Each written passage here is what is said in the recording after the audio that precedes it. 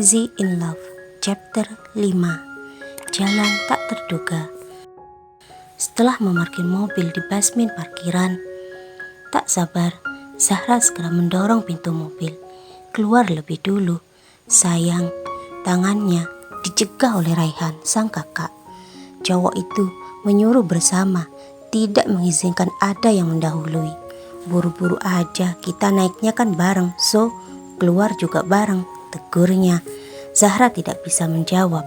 Bukannya ia gadis penurut, hanya saja di keluarganya diterapkan untuk menjaga sikap pada yang lebih tua. Dan itu dimanfaatkan betul oleh Raihan. Ia cenderung bersikap dominan dan posesif. Tidak seperti Faisal, bawaannya lebih kalem serta bisa mengayomi. "Emang sebenarnya janjian sama siapa sih, Dek?" tanya Faisal saat mereka sudah keluar dari mobil, berjalan menuju pintu masuk di lantai 1. "Paling ini anak sudah punya cowok, Bang," sahut Raihan menimpali.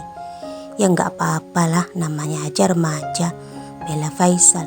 Kendati dirinya hingga kini mengenyam pendidikan di universitas, masih betah menjomblo. "Ya nggak apa-apa emang, tapi jangan asal pilih hati, harus kayak si Dimas itu," kata Raihan, tetap mengusung temannya sebagai kandidat yang paling layak buat sang adik. Dimas lagi, bosan aku dengarnya," sahut Zahra, akhirnya muak dengan kebisuan. "Loh kenapa?" seru Raihan tidak terima. "Sudah gak usah bahas soal itu. Zahra, coba kamu hubungi dua temanmu itu," perintah Faisal untuk mengakhiri perdebatan tidak penting tadi. Sambil berjalan mengelilingi lantai 1 mall dan bergerak ke eskalator untuk naik ke atas, Zahra menghubungi Hana, menanyakan seputar keberadaan mereka berdua sekarang. "Aku sama Mariska di lantai 4 depan bioskop, sekalian lihat jadwal film, siapa tahu ada yang bagus," jawab Hana, lebih panjang dari pertanyaan yang diajukan. "Oke, aku kesana," seru Zahra dan mengakhiri. Setelah melalui 3 kali eskalator, Zahra ditemani kedua kakak laki-lakinya berjalan agak cepat, mencapai mereka berdua yang lebih dulu sampai. Zahra memanggil keduanya sambil melambaikan tangan. Hana dan Mariska menoleh. Berlari mereka ke arah Zahra yang sama berjalan mencapai keduanya. "Padahal kita ini sudah putus asa, nyangka kamu gak bakal boleh keluar," ungkap Mariska lugas. Faisal menyapa mereka berdua dengan hangat dan sopan.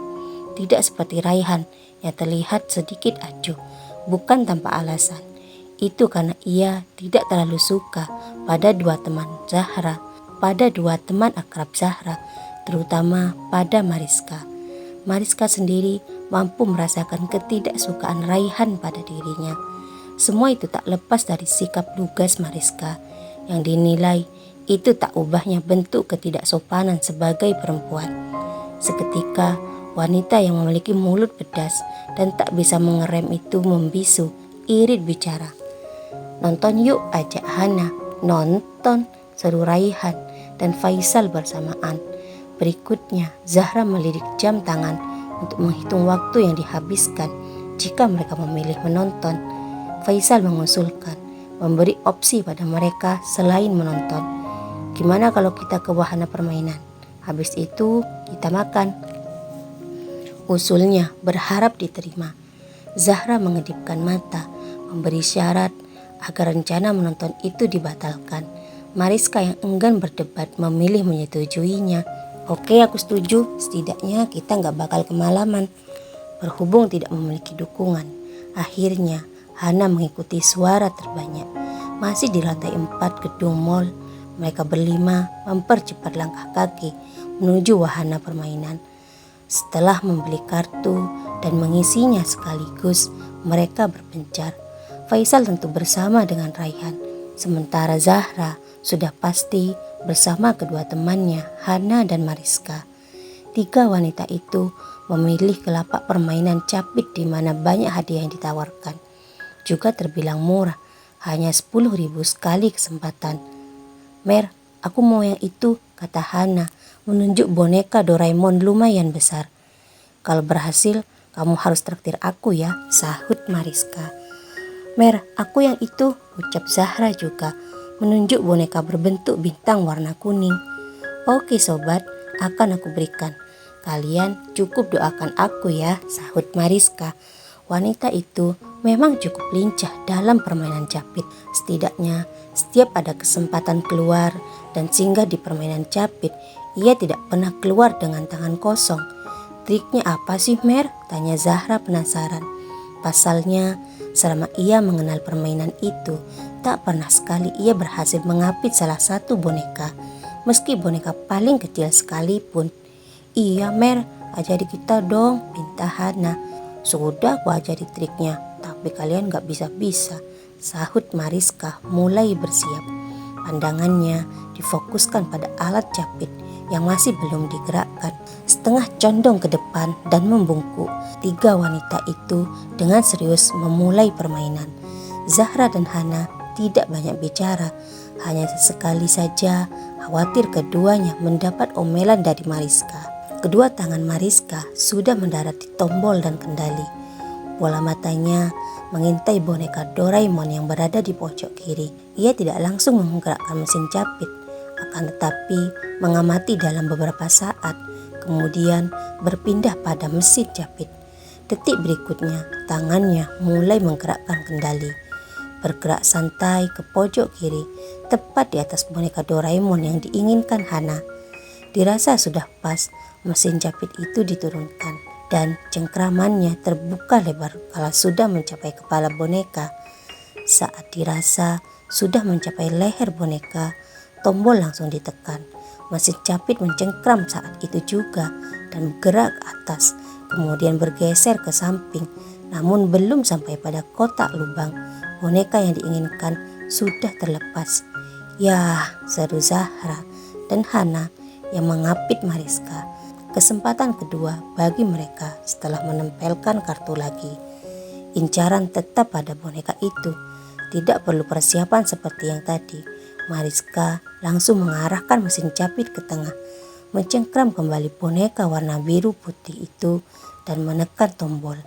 Berhasil, berhasil, teriak ketiganya kegirangan. Mariska bertambah semangat. Setelah boneka itu keluar, lanjut ia mengincar boneka kedua. Boneka bintang warna kuning. Yang ini harusnya mudah, gak seberapa besar, ujar Mariska menganggap enteng. Ya, cukup beralasan. Setidaknya itu memang mudah baginya yang jago bermain permainan capit. Kedua kalinya mereka meloncat kegirangan saat dengan mudah boneka bintang itu masuk ke lubang kotak. Dari lapak permainan mesin capit, mereka berpindah lagi. Bertiga, mereka memainkan game dengan jadiannya. Bahkan sudah lupa dengan keberadaan Faisal dan Raihan yang juga entah kemana.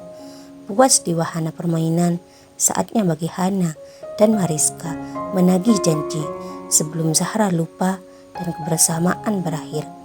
Diawali oleh Hana yang menyenggol lengan Zahra sambil berjalan keluar dari sana. Apa? Seru Zahra belagak tidak mengerti.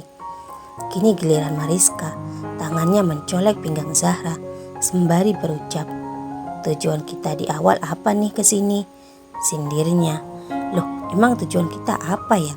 Kan yang ngajak kesini kalian, sahut Zahra masih berlagak tak mengerti. Hana dan Mariska tak kehilangan cara.